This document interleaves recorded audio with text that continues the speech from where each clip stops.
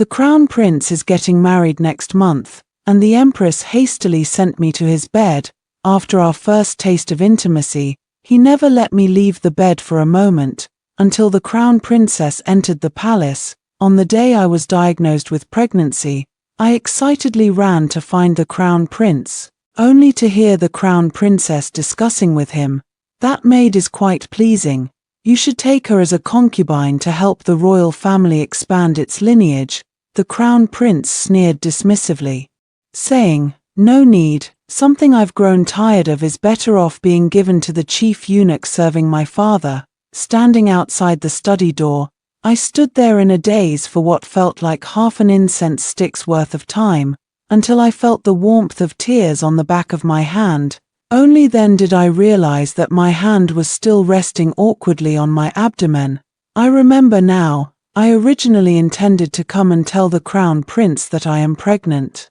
But does this child still have the fortune to come into this world? Wiping away my tears, I was about to turn around when I suddenly saw Pinga, the maid I am close with, running over. "Schwanger, I haven't seen you all morning. Manager Zhong said you went to see the doctor. What exactly is wrong with you?"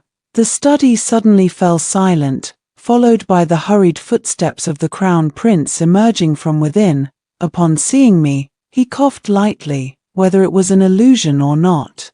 I seemed to catch a fleeting glimpse of guilt in his eyes. "Schwanger, are you unwell?" With that, he reached out to touch my head. My body trembled slightly, and I immediately felt both ashamed and disgusted. Truly a lowly maid's fate by nature. I took half a step back and whispered, "I am fine, it's just that the weather is hot, and I felt a bit of heat stroke, so I went to the doctor to get some medicine." The crown prince nodded, as if just remembering something, and stared straight at me, asking, "You, how long have you been standing at the door? Do you have something to see me about?" I lowered my head, quietly looking at my own abdomen. After a long while, I looked up and forced a smile. "The kitchen has prepared some new summer snacks, and I came to ask if you and the crown princess would like to try them." I just arrived at the door when I bumped into Pinga. Pinga gave a silly smile. The crown prince also relaxed. "Oh, I see. Let the kitchen staff come and ask themselves. No need to trouble you with all the back and forth. The weather is getting hot, and many in the mansion have fallen ill from the sun. If you're not feeling well, you can go ask the manager for a short leave of about half a month. Just say I approved it." The crown prince smiled at me, his expression gentle. He said he pitied me, loved me, and even if a crown princess were to enter the household, or if there were 3,000 beauties in the future, only I, this little maid, would be unique in his heart. At that time, I lay sweetly in his arms, looking into his affectionate eyes, and believed all his vows. In an instant, I could no longer hold back, my voice trembling as I asked him, "Your Highness, I actually came to ask you, have you thought about where I should go from now on?" The crown prince and I could be considered childhood sweethearts. When I was 6 years old, I followed my mother to work in the empress's palace. Because I was about the same age as the crown prince, I served as both his palace maid and his study companion. He goes to school, and I hold the umbrella and carry his books. Waiting under the scorching sun, he slacks off, and I write and copy scriptures for him, staying up all night to finish his homework. There were also flower viewing, kite flying, and cricket catching, and on countless days when he was punished by the emperor, she held him, wiping his tears and offering comfort. That's how we grew up together. On the day the crown prince established his own residence, he pleaded with the empress to take me along, making me the head palace maid in his household. Originally, I had no romantic feelings toward the crown prince, even with the bond of growing up together. Even as the only woman he took from the empress's palace, in the end, I too regard him as the master, and myself as the slave, until just over a month ago. The emperor had bestowed upon him the marriage to the prime minister's daughter. At night, the empress came to the residence and quietly asked the crown prince a few questions, causing him to blush immediately. The empress dowager chuckled, You're already so grown up, yet you still don't understand these matters. Could it be that in this household, you don't have a single maid who catches your eye? The Crown Prince glanced at me briefly before quickly averting his gaze. Though it was only a fleeting moment, I did not miss the intense affection burning in his eyes. In that instant, I suddenly understood, and my face flushed with a blush. The next day, the Empress sent a matron to instruct me on the matter. As the bed swayed, he gripped my hand, murmuring my name in a daze. Schwanger, Schwanger. The Crown Prince's voice brought me back to reality. The earlier question was brushed off by him, as he simply said he would first take me back to the servants' quarters before discussing it further. After saying that, he even worriedly glanced back at the Crown Princess, who was smiling quietly in the study. Perhaps he was worried about upsetting her, as it wasn't until we had walked a bit further that the Crown Prince came over to hold my hand.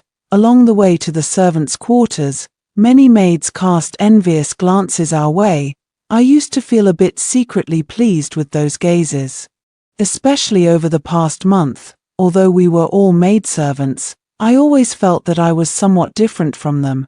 It wasn't until today that I absurdly realized there was no difference at all. I am just like them, nothing more than a thing, and even more laughably, a thing that has been played with and grown tired of. Arriving in front of the lower chamber, the Crown Prince finally stopped with me and said with a smile, Schwanger, do you remember that day? I teased you so much that I broke the wooden hairpin in your hair, and you got angry with me. I said I would make it up to you with a new one. Here, see if you like it. The Crown Prince took out a gold hairpin wrapped in a silk handkerchief from his bosom and was about to hand it to me. I didn't reach out to take it. He helplessly patted my head and tried to insert it directly into my hair bun. I slightly raised my head and asked him calmly, Master, are you really going to give me to Eunuch Xie? Ding! The golden hairpin suddenly fell to the ground. Perhaps he would nervously ask me when I had overheard those words of his. Perhaps he would use his status as the Crown Prince to force me to comply with his arrangements. Perhaps he would brush it off again, putting it off for a few more days before having the Crown Princess speak on his behalf. None of the above happened, because at this moment, the Crown Prince just said with a pitiful expression, Good Schwanger, please help me. Who would have thought that during our last visit to the palace for the banquet, that Eunuch would take a fancy to you? In an instant, my entire body turned cold, and I could hardly believe that these were words spoken by the young man I had grown up with. Just because of this, he wants to sell me. Seeing that I remained silent, the Crown Prince hugged me again, murmuring Good Schwanger over and over. Just like every time before, when he wanted me to do something for him, he would act this way, persistent and coquettish. Every time, my heart softens completely, feeling that even if I had to go through fire and water for him, I would be willing. But in that very moment, I made up my mind. I want to escape. I want to take the child in my belly and run far away, to the ends of the earth where no one can find us. I want to escape. This is by no means a momentary impulse. I am not the kind of foolishly loyal person who wants to oppose the eunuchs, nor do I want to carry the child of someone I once admired, only to be sent away by him for his own gain. Moreover, based on my common sense, those who can rise to the position of chief eunuch are invariably old, ugly, sinister, and malicious individuals. Because they have lost their roots, their minds become even more peculiar, and they enjoy tormenting the palace maids who serve them in private, resorting to any means necessary. I heard that Eunuch Xie once served in the Eastern Depot for a while, and his methods of torture are truly terrifying. I quietly watched the Crown Prince, who was still talking non-stop before me, but my mind was exceptionally clear. Over the years, I've managed to save up quite a bit of silver notes, enough for me to find a secluded place, even if I don't work. I can live comfortably for a few years without worrying about food or clothing. Now that I've already climbed into the Crown Prince's bed, the stewards in the mansion have been turning a blind eye to me, As long as the Crown Prince and the Crown Princess go to the royal hunting event in a couple of days, I'll take the chance to slip out of the mansion, rent a carriage, and run far away. The Crown Prince was still chattering away, trying to coax me. Schwanger, you know. Even though I'm the Crown Prince, Father has always preferred the third brother raised by consorte, always scolding me for being inferior to him in both literary talent and military strategy. Eunuch is currently the favorite in Father's eyes. With his help, my throne can be more secure. When the day comes that I ascend to the throne, I will surely deal with the eunuch and bring you back. By then, even if you want to be the Empress, it wouldn't be impossible. I closed my eyes. How ridiculous. No wonder the Emperor has always looked down on Xiao Lin. He can't even tell a lie properly. The evasive look in his eyes makes it obvious at a glance that it's false. Yet in the past, I was particularly fond of his simple, untainted nature, which stood out in the treacherous and deceitful environment of the palace. I was about to say something to brush it off when suddenly, my stomach gave a slight twitch. I couldn't hold back and let out a dry retch. The Crown Prince's expression changed, perhaps sensing something. His pupils trembled for a moment as he looked toward my abdomen. Schwanger, what's wrong with you? Should I tell him that I'm pregnant? Such a thought only flashed through my mind for a moment before I quickly dismissed it. I know better than anyone that Her Highness the Crown Princess would never allow me to give birth to the eldest son, even though she had just proposed to the Crown Prince to take me as a concubine. This was merely a strategic retreat. Everyone said that the Prime Minister's daughter was beautiful and magnanimous, and at that time, I naively hoped for the same. I hoped that once she and the Crown Prince settled down, my promotion to concubine would proceed without any trouble. However, on the very next day after the Crown Princess entered the residence, she selected me from among the maids to serve her personally. I hesitated and glanced at the Crown Prince. But he happened to turn his head away, as if he hadn't noticed. When I brought tea to the Crown Princess, she took a small sip and suddenly threw the teacup at my face. You little wretch, are you trying to scald me to death? I instinctively closed my eyes, feeling the stinging sensation of her armor grazing my cheek. In an instant, the Crown Prince urgently called out, Schwanger, are you all right? He was about to step forward to check on me when the Crown Princess innocently blinked her eyes, suddenly appearing as if she had just realized something. Ah, so she's your chambermaid. Tears welled up immediately. Woo-woo, I didn't know. I'm sorry, my lord, I didn't mean to. Ah, Royun, don't cry. The Crown Prince panicked and quickly lowered his head to comfort her. It's just a maid after all. If you want to punish her, go ahead and do so, good sister. It's my fault for being blind. Look at how you're dressed like an ordinary maid. I truly didn't realize you also serve His Highness. She affectionately took my hand and said softly, if I had known earlier, how could I have? Ah, the Crown Prince's eyes were filled with satisfaction. Royun, marrying you is truly my good fortune. No one paid any attention to the bruise on my face from being hit.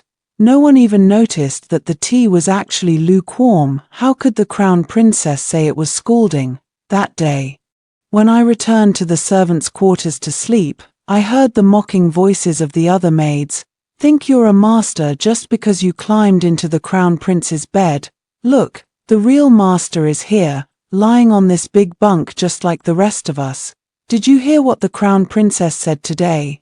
Even after climbing into the Crown Prince's bed, her attire is no different from ours. The Crown Prince hasn't even given her a single trinket.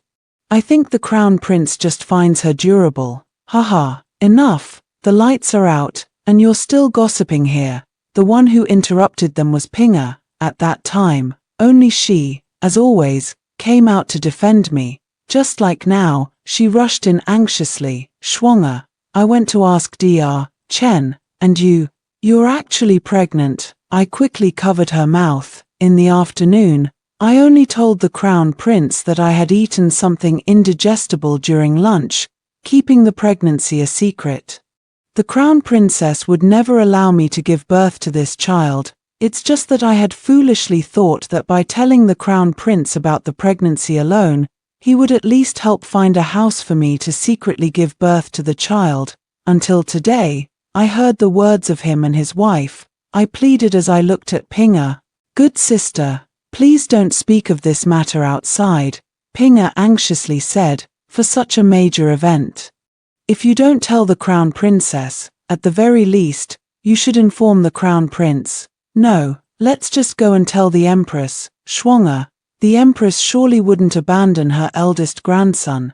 "No need, really no need. I had already made up my mind to leave this place. However, escaping from the crown prince's residence is a major matter. After all, my deed of sale is still in the hands of the masters, so for now, I can only keep it from Pinga." Pinga sighed and said, "Schwanger, we are the closest in this residence. How could I possibly not care about you?" At night, I quietly shed tears. Pinga seemed to notice and reached out to hug me from behind, gently patting my back. I never realized before that her embrace is so much warmer than Xiao Lin's. I know that Pinga is kind to me because she has a sister who is about my age. When they were young, due to insufficient funds for their younger brother's education, she and her sister were sold to two different families. I am around the same age as her sister, and perhaps we even look somewhat alike. The first time she entered the crown prince's residence and saw me, she repeatedly confirmed my place of origin and birth date. When she realized I was indeed not her sister, a flicker of regret passed through her eyes. Even so, she still treats me very well, always looking at me with a smile and murmuring gently, "If my little girl were still by my side, she would surely be as lovely and clever as you, Schwanger." At this moment, I can only resent the heavens for their lack of mercy. If only I were truly Pinga's biological sister. Pinga is dead. When I heard the news, I was completely stunned, standing there in a daze. The scorching sun made my vision blur for a moment, and I asked the servant who had come to deliver the message, word by word, once again, "You said, who died, my dear sister? Didn't you hear? It's Pinga, the girl you've always been close with." My vision went black, and I fainted straight away. When I woke up again, it still felt like a dream. Pinga is dead, yet the attitude of everyone in the mansion is mostly indifferent. It's just a maid who died, that's all. Only I, asking around and making inquiries, finally found the steward who was said to have buried her that day, and urgently asked, Where is Pinga's body buried? Miss Schwanger, let it be," the steward said with a troubled expression. "That girl, I don't know how, suddenly barged into the hunting grounds where the masters were hunting. Unfortunately, she was mauled by a wild beast. The body, we all saw it. It was barely recognizable as human. We were afraid it would offend the master's eyes, so we just buried it in a nearby patch of woods, hunting grounds. How could I not understand? We maidservants usually couldn't enter the palace, and the empress would rarely come out, so Pinga wanted to take advantage of the opportunity when the empress and the crown prince were out hunting to inform the empress on my behalf about my pregnancy, and that's why she was. Unfortunately, the steward initially refused to tell me where Pinga was buried. I took out one banknote after another, insisting that I must go to pay my respects no matter what. If he didn't want these banknotes, I would ask someone else. The steward finally sighed and gave me the address. I headed west, walking for several hours until I arrived in a desolate wilderness. There, not even a grave marker was erected, only a raised mound of earth. But I knew my sister Pinga was inside there, holding back tears. I crouched down, frantically digging through the soil with both hands until they were covered in mud and bloodstains, finally touching her face, then her body. She had a hard fate, devoured by wild beasts. We all saw it. It was simply inhuman. No, it's not. Her body is intact. Just the clothes were tattered, and the body was covered with whip marks. Pinga, she was beaten to death. Suppressing the pain in my heart, I closed Pinga's eyes with my hand. I don't know who killed Pinga, but I'm certain it must be related to the Crown Prince's residence. In a daze, I returned to the residence, locked myself in my room, and cried bitterly. I don't know how long I cried before I fell into a hazy sleep. The next morning, I suddenly opened my eyes and climbed out of bed. I could no longer waste any time. I had to avenge Pinga. Therefore, I had to abandon my plan to escape. I found the Crown Prince and told him that I was willing to be his tool and marry Eunuch Xie. Upon hearing this, the Crown Prince was clearly taken aback. Are you really willing? Yes, as long as your highness needs me. I am willing to do anything for you. The Crown Prince was overjoyed. Schwanger, you truly are my good Schwanger. I haven't doted on you in vain. I looked at his hypocritical face, feeling a wave of disgust in my heart. Yet on the surface, I still pretended to be gentle and obedient. Master, when you ascend to the throne, you must not forget your servant, I said, looking at the Crown Prince with tears in my eyes. The Crown Prince was moved and said, Schwanger, don't worry, when the time comes, I will definitely deal with that eunuch and bring you back to my side. I nodded, but my heart was as cold as ice. I will not believe a single word the Crown Prince says anymore. The Crown Prince's residence has begun preparing for my wedding. According to custom, the ceremony for a eunuch and a palace maid should not be grandly celebrated, but for someone like Eunuch Xie, who is a favorite of the emperor, the scale of the ceremony will certainly not be lacking. The residence was decorated with lanterns and colorful banners, and Eunuch Xie even sent someone to deliver a wedding dress specifically for me. The Crown Princess smiled and said, Schwanger, this wedding dress was personally commissioned by Eunuch Xie.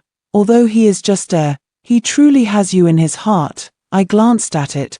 The wedding dress was embroidered with twin lotus flowers in gold thread, looking truly splendid and thoughtful. On the eve of the wedding, I put on the wedding dress and looked at myself in the mirror. The person in the reflection had bright eyes, white teeth, and skin as smooth as jade, indeed quite a beauty. Once, I too had the dream of wearing a wedding dress and a 10-mile red dowry to marry the one I loved. Unfortunately, by the time I finally got to wear such a beautiful wedding dress, it was only to serve as a tool. Just as I was about to take off the wedding dress, the Crown Prince suddenly barged in. I was startled and quickly stood up to look at him. His face was flushed, and he reeked of alcohol, as if he had drunk a lot. He grabbed me in a tight embrace, mumbling my name incoherently, Schwanger. Schwanger, Schwanger, are you really going to marry him? I looked at him quietly. Grandpa, you said it yourself. You're the one who wants to send me away, the Crown Prince said in agony. I didn't want to either, but it was the Empress Dowager and the Crown Princess. They all said it would be better to give you to that eunuch. You know, I like you. The Crown Prince spoke while planting messy kisses on my neck. Master, it's not possible. What's wrong? Have you forgotten all about that month of madness we shared? The Crown Prince grabbed my arm, breathing heavily. That eunuch can't give you those pleasures. Tonight, let us be husband and wife once more. I struggled desperately when suddenly, the sharp pain twisted in my abdomen, sweat beaded on my forehead, and I turned pale as I collapsed into the Crown Prince's arms. The Crown Prince halted his movements, flustered, and said, Schwanger, Schwanger, what's wrong with you? Master, I've taken the medicine, and my body is truly weak right now. I can't at the moment. The Crown Prince's drunken gaze gradually cleared. What medicine? He asked cautiously. Nature is the medicine for miscarriage, I said with a laugh. Grandpa, surely you don't expect me to marry Eunuch Xie with a big belly, do you? The Crown Prince widened his eyes, his face deathly pale, staring at me in disbelief. The Crown Prince was stunned for a moment, his eyes gradually reddening as he choked out in a hoarse, pained voice, Schwanger, why are you treating me this way? You're blaming me, aren't you? You think I shouldn't have given you away, so you're punishing me. I reached out and gently touched the prince's face. Your Highness is overthinking it. I never thought that way. I truly love you and want to help you secure the throne, which is why I gave up this child. Schwanger, I truly love you too. In the future, we will surely have other children. For now, endure a little with that eunuch." As he spoke, the crown prince himself held me and began to weep sorrowfully, but in my heart, there was only cold laughter. Truly love me? If he truly loved me, how could he have sent me away? If he truly loved me, after learning about my miscarriage, besides heartache and anger, he actually spent more time persuading me to endure staying with that eunuch. Yes, in Xiaolin's heart, power and interests ultimately outweigh everything, and now, all I can think about is how to use Eunuch Xie's influence to uncover the truth behind Pingus' death. The next day, I was woken up early by the maidservant to get dressed and prepared for the wedding. The crown princess also came, which was quite unusual, and she brought a wedding gift with her. "Schwanger, from now on, you belong to Eunuch Xie. I don't have much to give, but you must take good care of this jade ruyi," the crown princess said with a smile. I understood perfectly well that the crown princess was trying to humiliate me, but I couldn't be bothered to argue with her anymore. The jade ruyi looked quite valuable, and selling it could fetch a decent sum, so I accepted it with a smile. "Thank you, Crown Princess." The Crown Princess seemed not to expect me to remain so calm, showing a look of disdain but saying nothing more. Once everything was ready, I was covered with a red bridal veil and, with the help of the crowd, stepped into the bridal sedan chair. Along the way, my thoughts were in turmoil, my heart filled with both panic and fear. But at this point, there was no turning back for me. Eunuch Xie is currently the most favored eunuch in the presence of His Majesty. He is widely renowned. But I have never met him and do not know what kind of person he truly is. Since the pairing ceremony between palace maids and eunuchs is not a formal wedding, after being sent to his residence, only a few servants led me to perform the wedding rites with him, and then we entered the bridal chamber together. Sitting on the bed in the bridal chamber, I felt as though everything was like a dream, my hands sweating from nervousness. "Schwanger." This was the first time I heard Eunuch Xie's voice. He chuckled softly, low and cold, like a venomous snake hissing with its tongue flickering. "What's the matter, sitting there motionless, still expecting me to come and serve you?" I dare not, Your Excellency." My heart was filled with unease, and I instinctively tightened my grip on the hem of my clothes. "Dare not? Then lift the bridal veil yourself and come serve me some wine," Eunuch Xie said. I gritted my teeth and lifted the bridal veil myself. But I was slightly taken aback when I saw the man before me. This Eunuch Xie was actually so young. He looked to be just over 20, with a face as fair as jade and eyes as bright as stars, nothing like the old eunuch I had imagined. "What's wrong?" Sitting there refusing to move again, Eunuch Xie glanced at me sideways. I snapped back to reality, my face flushing with embarrassment, and quickly walked over to pour him a drink. "Thank you, Eunuch Xie, please." He glanced at me, and as he took the glass from my hand, his thumb brushed against the back of my hand, sending a slight shiver through my body. Eunuch Xie took a sip of wine and said calmly, Xie Buwen, is this really his real name? But why is he telling me this?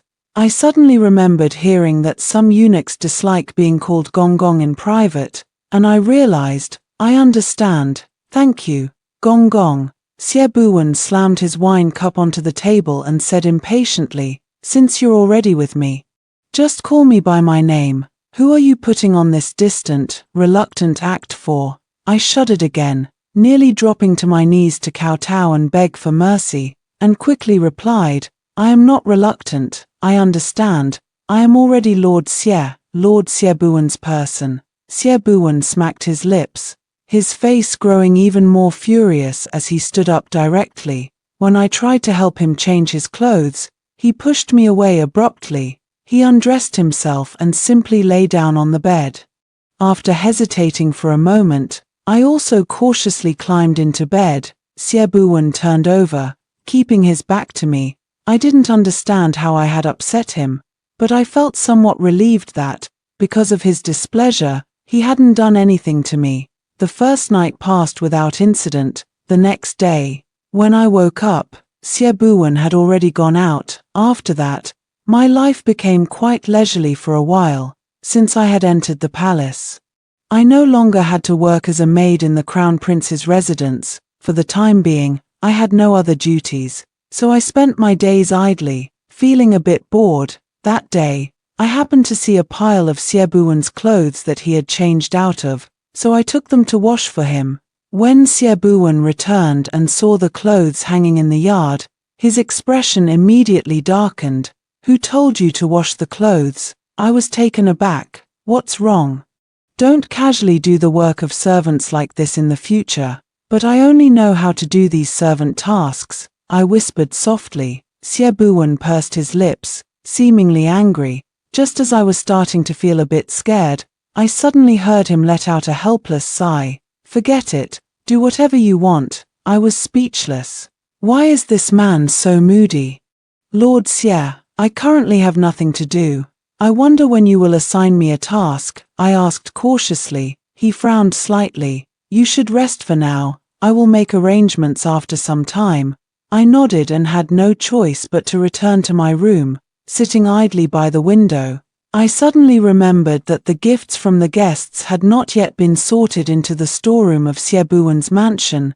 Siebuan quietly looked at the opened rosewood boxes scattered on the floor, then turned his gaze to me. I awkwardly smiled and made an excuse. I was just checking them." He remained silent for a moment before suddenly saying, "I glanced over the gift list, and there aren't many valuable items. If you want them, you can take them all for your private treasury. There's no need to hide like this." No, that's not what I meant," I hurriedly explained. Eunuch Sie looked at me, somewhat puzzled. "Then what did you mean?" I bit my lip and had no choice but to tell the truth. "The Crown Princess and I have always had a grudge. I wanted to clear out the gifts she sent." Siewen raised an eyebrow. "What is it? Bring it here and let me see." Seeing my flustered expression, Siebuan's eyes crinkled as he suddenly broke into a smile. I was slightly taken aback. I never expected this person to look so handsome when he smiled. Perhaps noticing my lingering gaze on his face, Siebuan raised an eyebrow and asked, "What's wrong now?" Embarrassed, I shifted my gaze away. Siebuan laughed enough and suddenly said, "During the morning court today, I even spoke a few words in support of your crown prince. He was quite grateful to me." I let out an "oh" and said nothing more. Seeing this, Siebuan leaned in close to me, staring into my eyes, and said, "Schwanger, I know you are very fond of the crown prince. Today, I've repaid him on your behalf." I looked at him, expressionless, and said, "Lord Sie, now that I am your person, I will naturally remain loyal to you. As for others, they have nothing to do with me. Does it really not matter?" I avoided his gaze and said nothing. Siebuan smiled and didn't say anything more. A few more days passed, and Siebuan suddenly told me that he had arranged a job for me. I thought he would assign me to kitchen duties or some light work like tending the flowers and weeding in the imperial garden. As a chief eunuch, it wouldn't be difficult for him to place me in such a position, but to my surprise, he said he was transferring me to serve in the inner palace. The inner palace has always been the most scheming place in the entire capital. One careless move could cost me my life, and I don't want to die in vain before avenging Pinga. I looked at Siebuan with a troubled expression, hoping there was still room for negotiation, but he just shrugged. "Lady Chun is currently short of hands." "Lady Chun, I know of her. She entered the palace through the selection last year, was favored by the emperor once, and was granted the title of noble lady. After that, her name was never drawn again.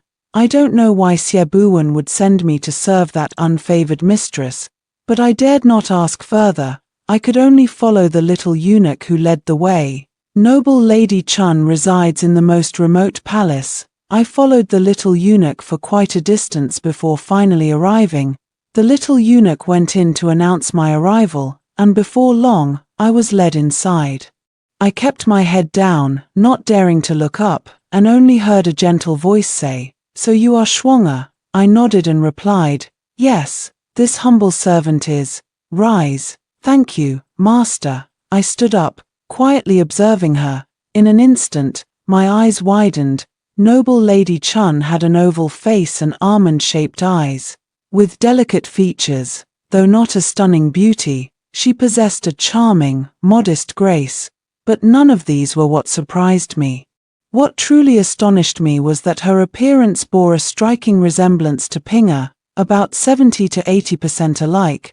My heart fluttered in panic, and I quickly lowered my head, not daring to look any longer. Noble Lady Chun noticed my strange expression and asked, "What's wrong?" I hurriedly shook my head. "It's nothing, I just feel a bit nervous in your presence, Your Highness." Upon hearing this, Noble Lady Chun smiled. "Why are you nervous? I won't eat you." I looked up and only then noticed that she wore a faint smile on her face, her gaze gentle, without a trace of malice. My heart immediately relaxed. "Thank you, Your Highness." Noble Consort Chun looked at me and asked me some simple questions, such as my background and the skills I was good at, all of which I answered one by one. Noble Consort Chun nodded, seemingly somewhat satisfied with me, and I couldn't help but muster the courage to ask her about the daily arrangements in the palace. She sighed. "You probably know that my palace of fortune and joy holds little status, and there's usually nothing to do here, just handle the simple cleaning and serving tasks, and when you have time, come keep me company and chat." I nodded. "This servant is willing to accompany you, Your Highness." After spending a few days with Noble Consort Chun, I realized that life here was even better than in the Crown Prince's residence.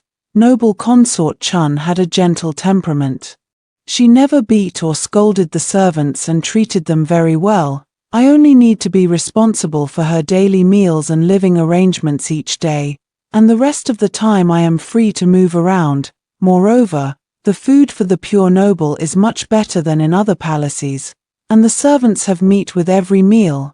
I began to understand that Eunuch Xie sending me to the pure noble didn't seem to be about making things difficult for me, but rather genuinely wanting to find a good place for me.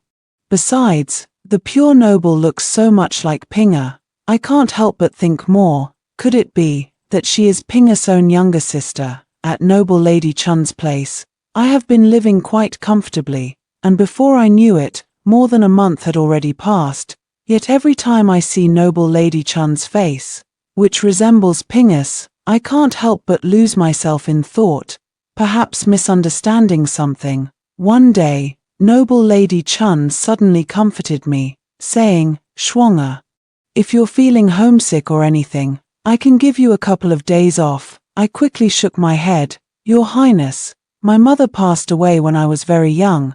I have no family now, it's enough just to be by your side." Noble Consort Chun looked at me and suddenly sighed. "Ah, actually, I too." She pursed her lips, seemingly hesitating whether to speak or not. Meeting my inquiring gaze, she finally smiled and said, "I might as well tell you, actually.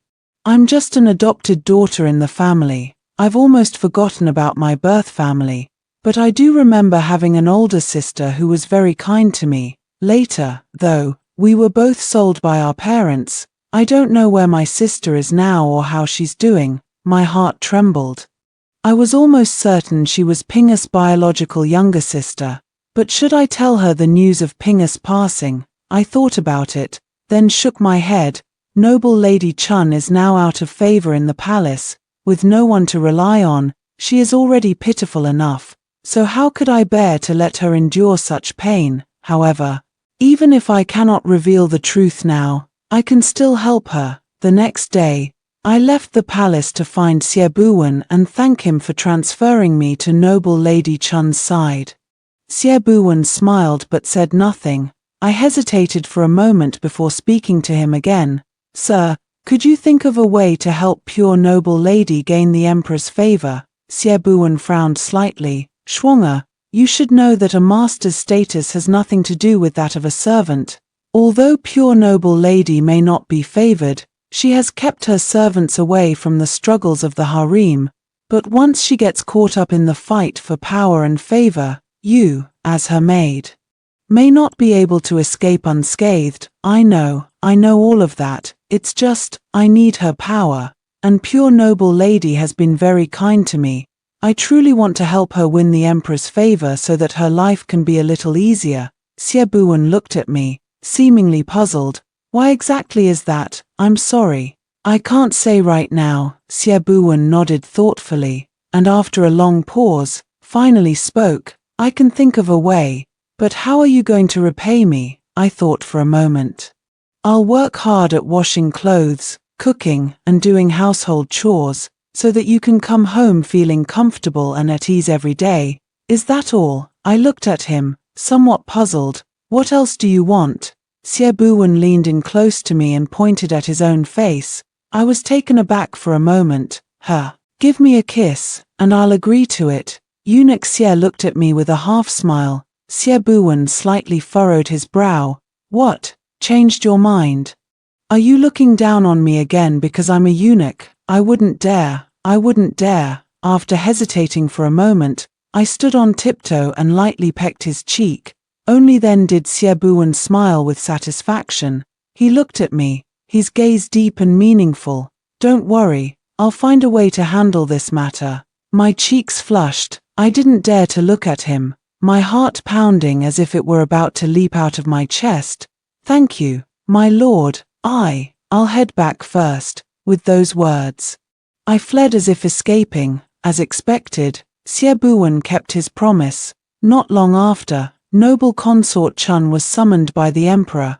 Early the next morning, after noble consort Chun returned to Fushi Palace, many more people arrived carrying gifts bestowed by the emperor. Everyone in the palace was thrilled, and we all felt that our master was about to turn a corner. Noble Lady Chun smiled faintly, her gaze passing over the other maids, and she gave me a slight nod, mouthing the words thank you. That day, I ran into Siebuan in the imperial garden, my face beaming with excitement, and I hurriedly expressed my gratitude to him. He simply smiled and asked if I had time now. I nodded. Then keep me company and walk here for a while. I was taken aback for a moment, then replied, all right. Siebuan and I strolled together in the imperial garden, occasionally passing by palace maids. The looks they gave us were somewhat ambiguous. I felt a bit embarrassed and hesitated about whether to keep my distance from him, but Siebuan suddenly stopped walking and glanced at the blooming flowers beside us. Then, he casually plucked one and tucked it into my hair bun. It looks quite nice, he said, looking at me with a gentle smile. My ears flushed red, and my body instantly stiffened. What are you doing? I wasn't doing anything, just wanted to give you a flower, for no reason at all. Why give me a flower? Can't I give you a flower for no reason? According to our private understanding, you're practically my wife. I felt a bit embarrassed under his gaze and lowered my head as I walked forward.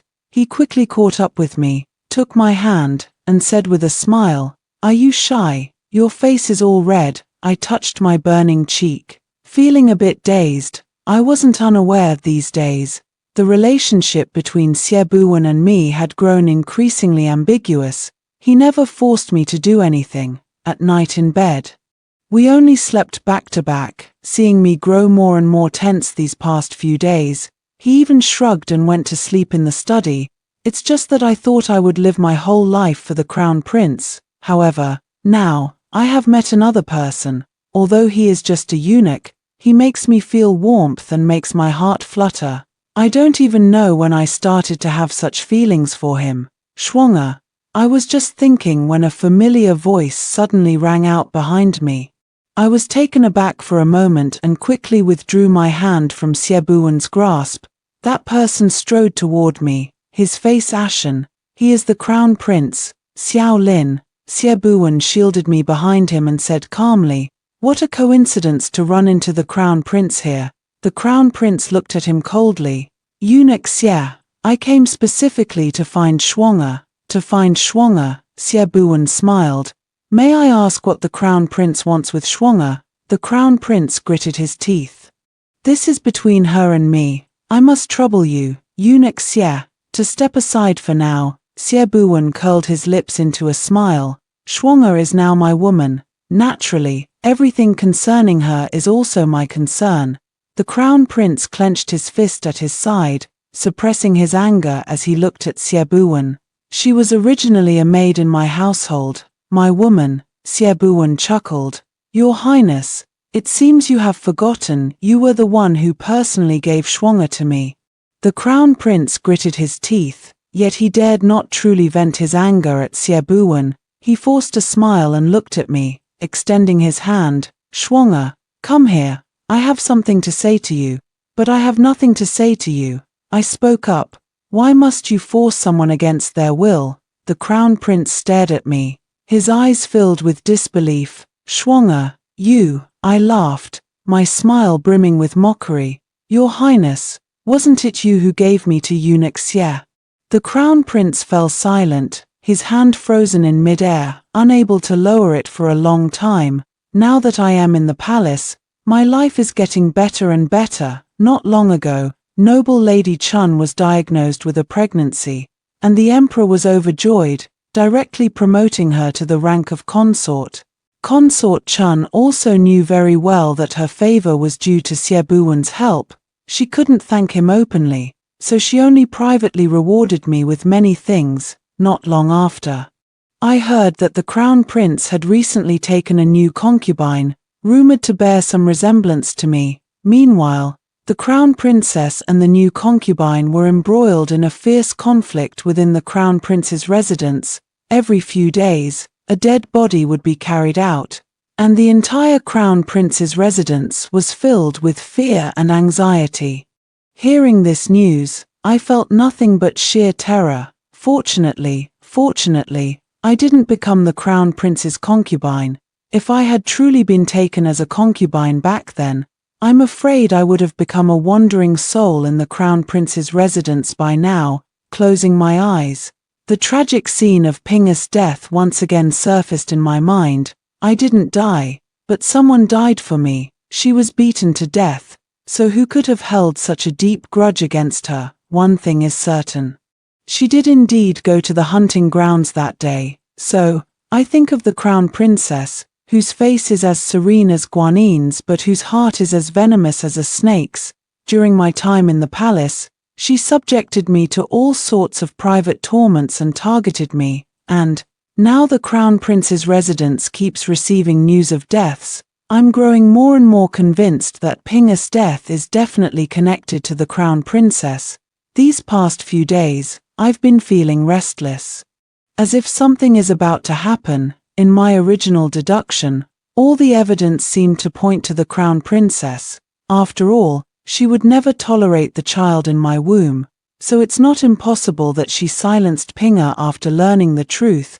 The more I thought about it, the more terrified I became. A chill running down my spine. If it really was the Crown Princess who killed Pinga, I will never let her get away with it. However, what happened next caught me completely off guard. That day, I ran into an acquaintance in the palace, Dr. Chen, who had treated me back then. He was somewhat surprised to see me, then pulled me aside and whispered, "Miss Shuang, your child, could it be?" I looked at him and smiled bitterly. "Dr. Chen, it seems this child and I were never meant to be. I'm sorry for troubling you with all those prescriptions to stabilize the pregnancy." Dr. Chen had seen his fair share of inner house and palace struggles, so there was no need to say more. Stroking his beard, he sighed.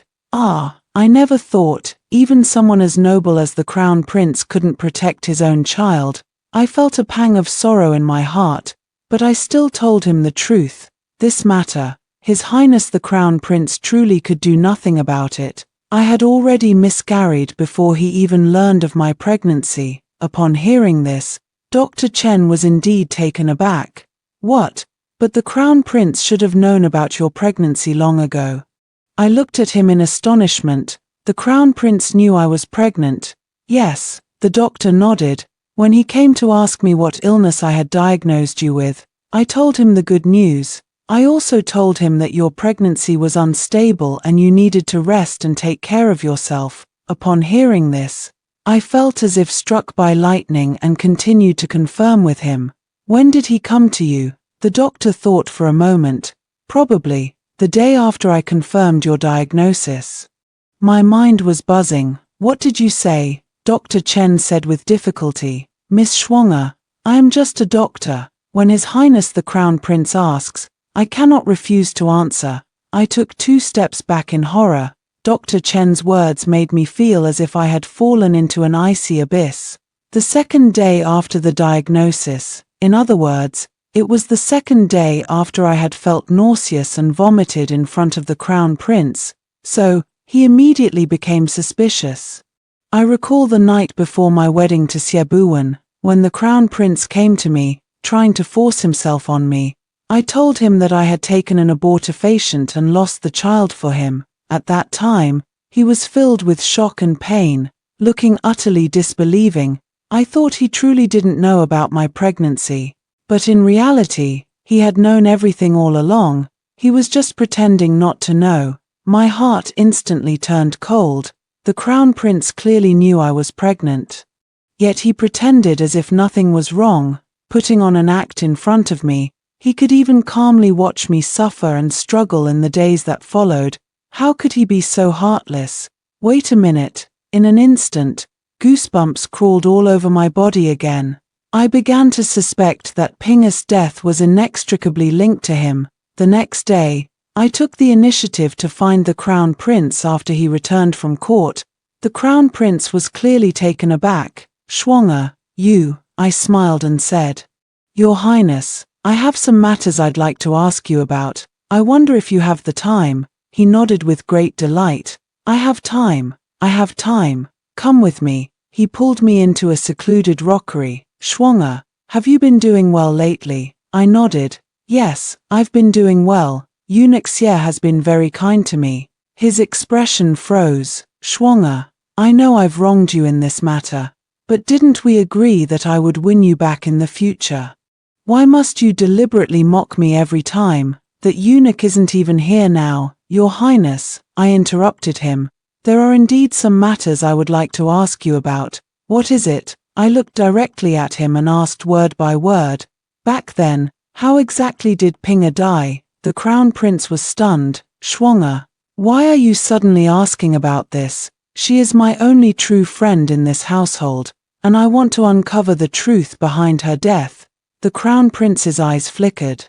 That, wasn't it already explained? Back then, she suddenly went mad and rushed into the hunting grounds, and then she was killed by a wild beast. I pretended to be shocked and saddened, pressing further. Was it really just a wild beast? What if someone with ill intentions harmed her and then blamed it on the beast? After all, no one witnessed it.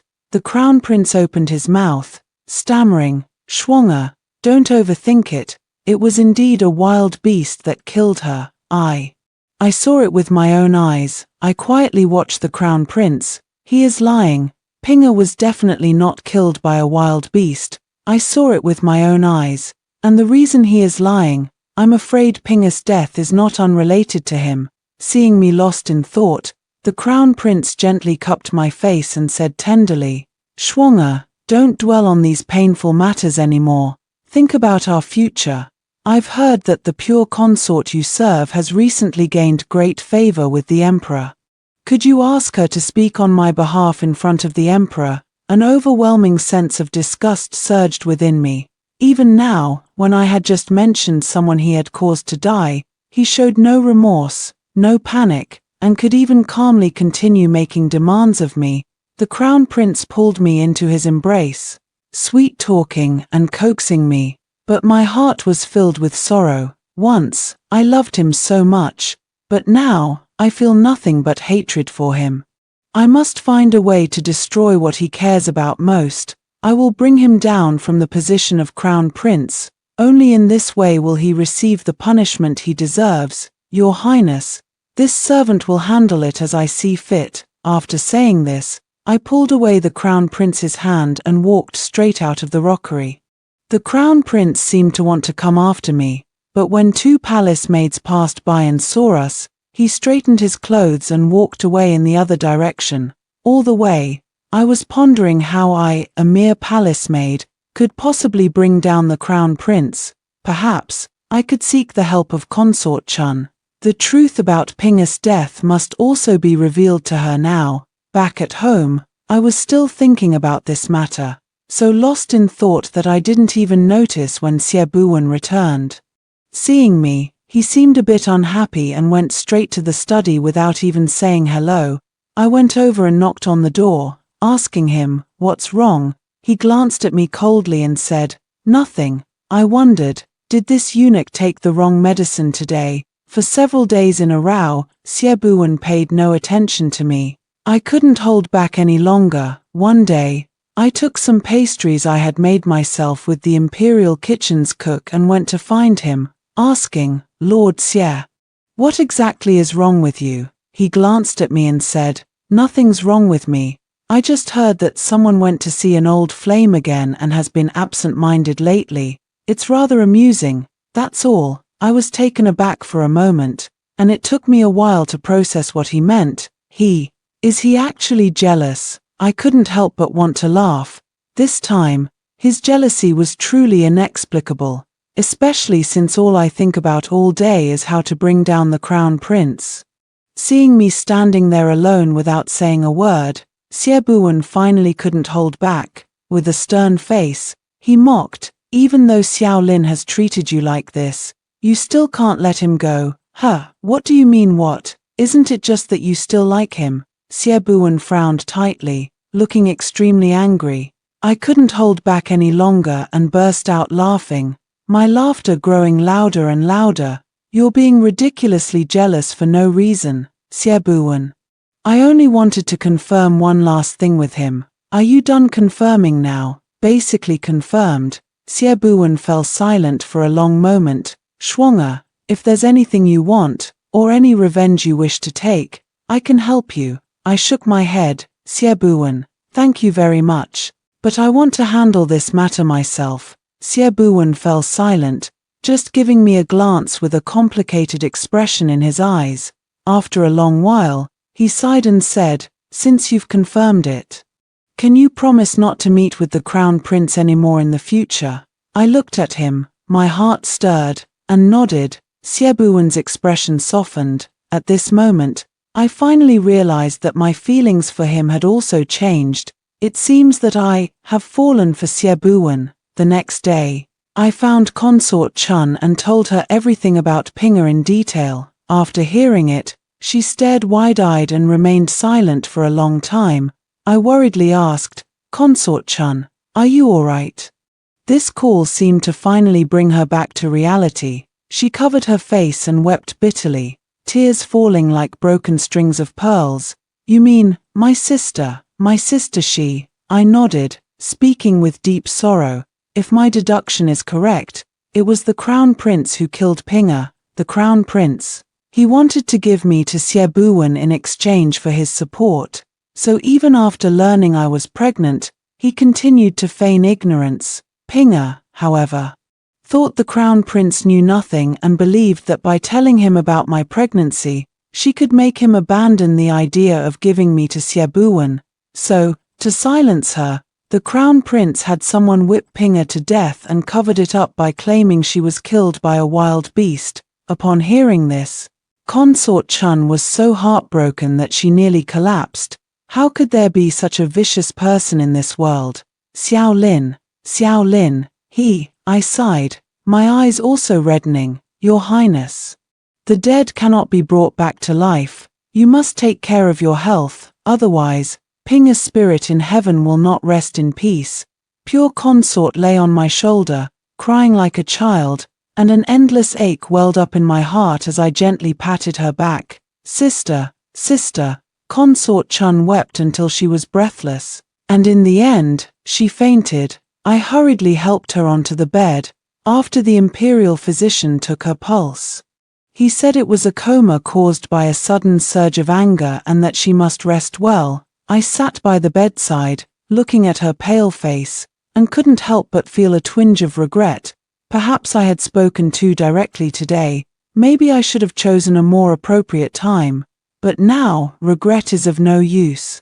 Unexpectedly, when Consort Chun woke up, the vulnerability and sorrow she had shown earlier vanished without a trace.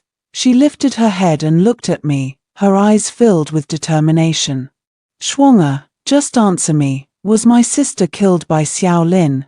Yes, you came to me with this matter, probably because you've already made up your mind to avenge my sister, haven't you? Yes. Consort Chun remained silent for a moment, then looked ahead with a sharp gaze, saying, I know what to do, Shuang'er. I will help you, and you must also help me. From that day on, Consort Chun and I were no longer just mistress and servant, but also allies. Consort Chun is currently in favor and often whispers in the emperor's ear about how outstanding and promising the third prince, born of Consort De, is far superior to the crown prince. The emperor had always considered the crown prince too mediocre, and now he looks down on him even more. During the morning court session that day, the emperor once again reprimanded the crown prince in front of all the civil and military officials. Despite your status as the crown prince, you are utterly mediocre. Not even half as capable as your third brother. How can you be entrusted with important responsibilities? The prince knelt on the ground, trembling with fear and unable to speak.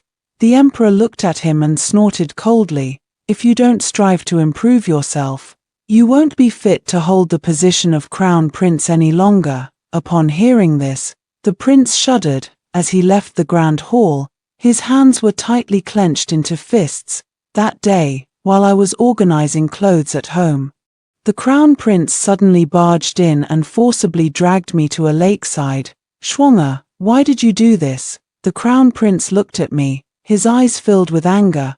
I don't understand what you mean, I said coldly, looking at the crown prince. It was you, wasn't it? The crown prince stared into my eyes, gritting his teeth. You helped Consort Chun and Consort De gang up on me, trying to help my third brother take my position as crown prince, didn't you? I looked at him, finding it utterly ridiculous. Crown prince, do you still not understand why I did this? The crown prince's gaze flickered for a moment. Do you really think I don't know how Pinga died? Upon hearing this, the crown prince's expression changed. Shuang'er, what are you talking about?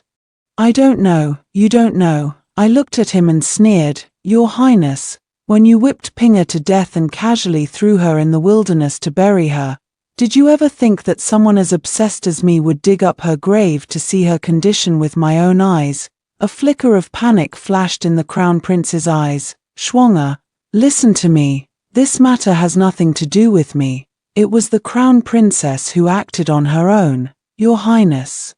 There's no need to say anything more. I looked at him, my eyes filled with disgust. I grew up with you and know you lack great talent and bold strategy, but at least, I always thought you were a man of courage and responsibility. Now it seems I was wrong.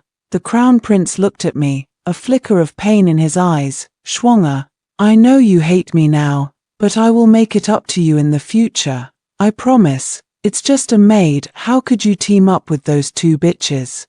Pure consort and virtuous consort, to plot against my throne for her sake. I cut him off. Enough. What's the use of saying these things now? I truly don't want to see you anymore. After saying that, I turned and walked away. I didn't notice that the crown prince had followed me. He stood behind me, watching me with a cold gaze. Suddenly, a hand pushed me, catching me off guard. I stumbled, on the verge of falling into the water. I screamed in fright, but in an instant, a strong hand caught me by the waist. I turned around and saw Xiebuan standing behind me. He ignored me for the moment, instead turning to squint and glare coldly at the crown prince. What do you think you're doing? The crown prince's face turned deathly pale. Your Highness, what impressive authority you have, daring to plot against someone's life in broad daylight. Eunuch Xie, you must be mistaken. I was only trying to help Schwanger because she was standing too close to the lake. The crown prince gritted his teeth and forced a smile. Siebuan sneered and pulled me away. I turned to look at the crown prince, who was still standing in place, motionless, watching us. What on earth just happened? I was still dazed. The crown prince wanted to push you into the water to silence you, Siebuan said calmly. You were watching from behind the whole time. Amham. When? From the moment he pulled you out of my mansion, so you just watched me leave with him. Didn't you tell me not to see him anymore? I can restrain your body, but can I restrain your heart? If you truly wish to meet him in secret, even if I prevent it once, can I prevent it a second time? Why? Siebuan fell silent, pausing for a moment before continuing to walk forward. I looked at him and couldn't help but ask again, word by word, Siebuan, why are you so good to me? He stopped walking and looked down at me. Do you really want to know? I nodded, He fell silent for a moment, then said, we met once when we were children. Siebuan looked at me, his gaze very gentle. I was taken aback, feeling somewhat bewildered. Did we really meet when we were children? Siebuan gave a bitter smile. If you can't remember, then forget it. After all, at that time, your heart and eyes were probably filled only with your crown prince. Yet I still stared intently at his face, trying hard to recall. Finally, I remembered, back then, in the imperial palace. I had saved a young eunuch who was beaten half to death. At that time, he had just entered the palace and didn't understand the rules, so he was often bullied by other eunuchs. I saw that he was pitiful, so I often gave him something to eat. That little eunuch told me that his greatest dream in this life was to rise above others and become a powerful eunuch, second only to the emperor. At that time, I smiled and encouraged him, saying that as long as he kept living and never gave up on his life, anything was possible. Later, I heard that the little eunuch was adopted as a godson by another senior eunuch and was taken to the Eastern Depot. I stared at Siebuan in shock. That little eunuch was you? He nodded awkwardly. Yes, it was me. Back then, I was bullied by the other eunuchs and almost didn't want to live anymore. It was you who encouraged me to keep going, to survive, because only by staying alive would I have the chance to get revenge. I looked at him, feeling a bit embarrassed. I was just saying it casually back then. I never expected you to remember it all this time. Siebuan looked at me, his gaze gentle. Schwanger, you might have said it casually, but for me, it was a tremendous encouragement. I looked at him and suddenly realized, could it be that he has felt this way about me since back then? And yet, I was so slow to realize it until now. Siebuan also noticed my inquisitive gaze. His face flushed, and he remained silent. I couldn't help but ask, then why didn't you say it earlier? He sighed. I went to the Eastern Depot, and you left the palace with the crown prince, so I thought we would never cross paths again in this lifetime. But what? Siebuan fell silent for a moment before speaking slowly. At the banquet, I saw you again and couldn't help but keep watching you. The Empress noticed my feelings and said she could give you to me. In exchange, I would work for her and the crown prince. I was stunned. You mean, it was the Empress who told you to take me? He nodded. Amham. Siebuan looked at me, his expression grave. Schwanger, the Empress is not as kind and gentle as she appears on the surface. Siebuan's words stirred up a storm in my heart, because I remembered that at the banquet that day, the Emperor had arranged a marriage for the crown prince, and that night, the Empress came to the crown prince's residence, hinting that he should take me. Why? Once I thought everything through, a shiver ran through my body. Siebuan looked at me and said, Schwanger, you don't have to be a maid for anyone, just stay by my side, and I'll make sure you live a good life. I looked at Siebuan in surprise, my mind momentarily unable to process what I had just heard. Seeing me like this, Siebuan sighed and said, I know, you still can't let go of the crown prince. I looked at him and hurriedly explained, no, I have long since.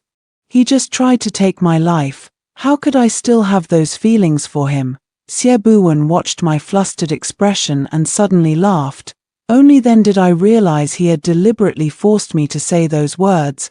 I looked helplessly at Siebuan and couldn't help but laugh along with him. In truth, how could I not have been moved by him? Siebuan treated me so well, how could I not have noticed? But I was no longer the innocent little palace maid I once was. I had carried the crown prince's child, and I even wanted to use Siebuan. I felt so dirty. Right now, I only want to give it my all to drag the crown prince down. Beyond that, I have neither the time nor the energy to think about matters of love, seeing that I had fallen silent. Siebuan's eyes dimmed, and he said nothing more. After that, we walked back to the residence in silence, the two of us moving slowly along the way. The next day, when I went to serve at Pure Consort's palace, she noticed I looked unwell and asked what was wrong. I told her everything that happened yesterday in detail, including the Queen's schemes against me. After hearing this, Pure Consort blinked in surprise and sighed. Schwanger, actually. There are many things about the Queen that I haven't told you, because I know you've always been grateful to her and thought she was a kind person. So, many times, I also thought I was overthinking it. Your Highness, please tell me, I said, looking at her seriously. Her Majesty the Queen, I'm afraid she is extremely deep and cunning. Many years ago, when I was first favored and granted the title of noble lady, I was showered with endless favor for a time. Back then, Her Majesty the Queen approached me, repeatedly saying she felt a connection with me and called me her sister. When the Emperor took me on his southern tour, Her Majesty the Queen, to congratulate me, gifted me a new dress from Jiangnan that had been presented to the palace. But on the very day I wore that dress to accompany His Majesty on his southern tour, a dog suddenly rushed out and barked wildly, startling His Majesty greatly. The dog-owning farmer nearby was arrested and interrogated, and he claimed that it was the scent of the perfume powder on me that drove the dog mad. After this incident, His Majesty, considering me unlucky, began to distance himself from me. Many of my close sisters in the palace also keep dogs, and I often visit them, yet nothing like a dog going mad has ever happened. I then sought out a royal physician for questioning, and it was he who helped me discover that the source of the scent was not my makeup powder, but rather the dress, which had been infused with a fragrance that drives dogs to madness. But now that things have come to this, it's useless to go and explain to His Majesty. Listening to her words, I felt nothing but fear and trepidation. The Empress's family background is not as distinguished as that of many concubines, yet she has been able to firmly hold the position of Empress. It's likely not just due to the Emperor's favor, but also her own cunning. At this moment, I fully realized that perhaps from the very beginning, I was just a pawn in the Empress's hands. After discovering that Siebuan liked me, she tried every possible way to use me to win him over. She sent me to the Crown Prince's bed, cutting off any thought I had of leaving the Crown Prince's residence and making me consider myself as belonging to him. Perhaps, Pinga's death was also her idea, after all. The Crown Prince was inherently timid and naive, and at that time, he likely hadn't yet developed the resolve to kill someone. She was also afraid that Pinga would leak the news of my pregnancy, which could damage the Crown Prince's reputation, so she urged him to silence her. At this thought, a chill ran down my spine. If all of this is true, then the Empress's intentions are truly terrifying. Just as the two of us were speaking, a sudden commotion erupted outside. A young palace maid rushed in, exclaiming, "Your Highness, it's terrible. The Crown Prince has rebelled." "What did you say?" Consort Chun stared at the maid before her, stunned. "The Crown Prince has led troops into the Imperial Palace, the third prince has been killed, and Consort Da has also been slain. Now, the Emperor has been drugged by him and lies unconscious. I barely managed to sneak out. Your Highness, what should we do?" Exchanging a glance with Consort Chun, I felt a chill run through my body. never expecting the Crown Prince would truly go this far. Before we could even think of a plan, a group of people rushed in, tied up me and Consort Chun, and took us to the main hall. The Crown Prince sat on the dragon throne, beaming with pride, and declared, "The throne is finally mine." The Empress also stepped out, saying with relief, "Good Linga, I have finally waited for this day." I was placed under house arrest with Consort Chun, forced to watch them perform this touching mother-son act right before our eyes. The Crown Prince walked over to me, his expression suddenly softening as he looked at me. "Schwanger, even though you betrayed me, I still remember the promise I made. As long as you apologize to me obediently, I can still make you my consort." I looked at him, feeling nothing but disgust. "Crown Prince, are you still putting on an act even now?" The Crown Prince looked at me and suddenly burst into laughter. "Schwanger, why do you have such a resistant expression? Didn't you love me so much before? Could it be that you've really fallen for that eunuch now?" "Ha ha ha ha," I sneered. "So what if I am?" Upon hearing this, the Crown Prince's expression changed. "What do you mean by that?" I looked at him, my eyes full of mockery. "What I mean is, in my eyes, you fall short of him in every way. Why shouldn't I be able to love him?" The Crown Prince glared at me, gritting his teeth. "In what way am I inferior to him? How dare you compare me to a eunuch like him?" I looked at him coldly and shouted angrily, "Even if Siebuan is just a eunuch, he is far better than you." The Crown Prince's expression changed.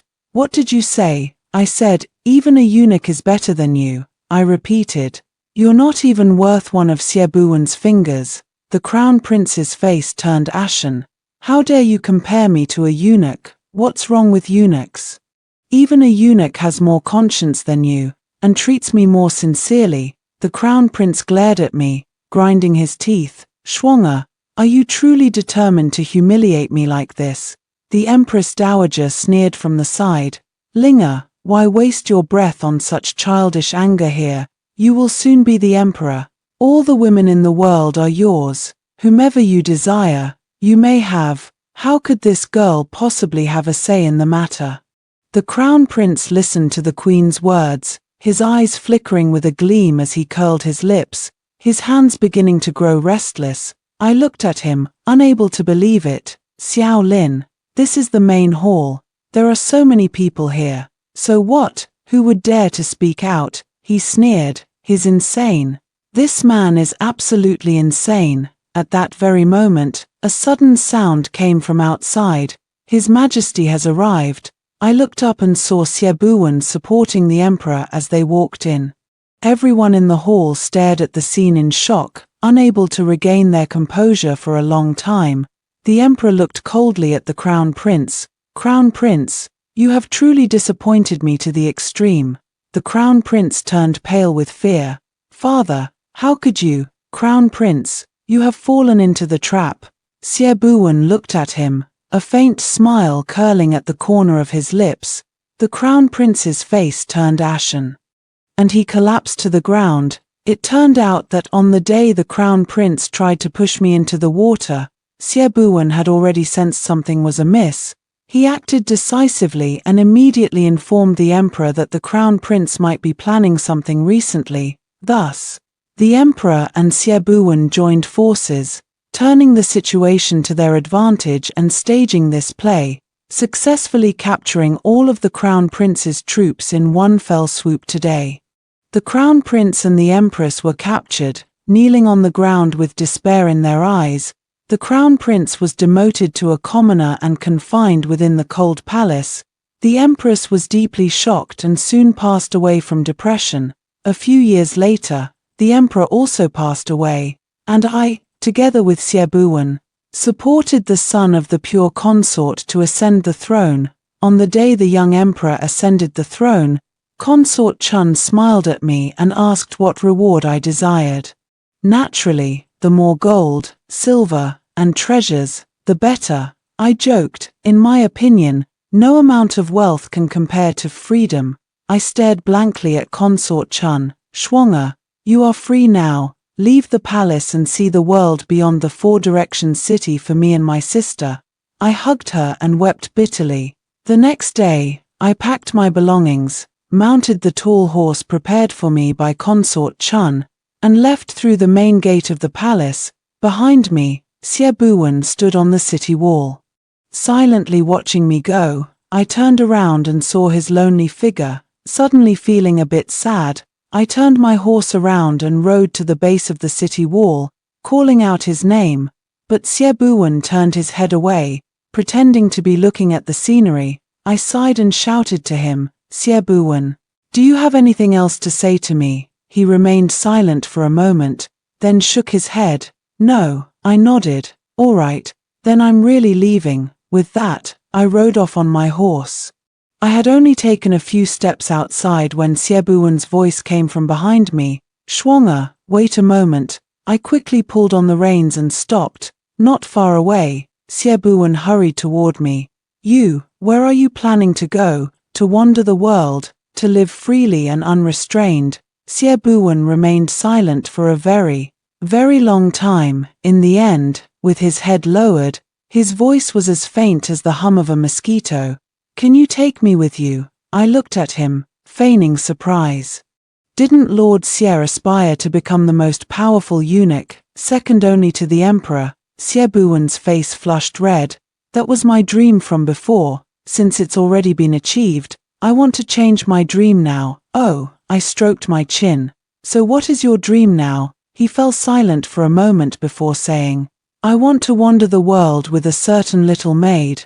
I suppressed a laugh and asked, "Why do you want to wander the world with a little maid?" He said helplessly, "Don't you know? I've liked you since I was a child." I reached out and wrapped my arms around his neck, smiling. "Then what are we waiting for? Hurry up and get on the horse." He blinked blankly. If you don't want to, forget it," I said. Willing.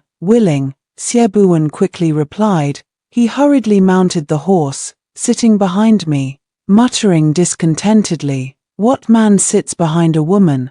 Hold on tight." I laughed, giving the horse a firm whip crack. "Giddy up."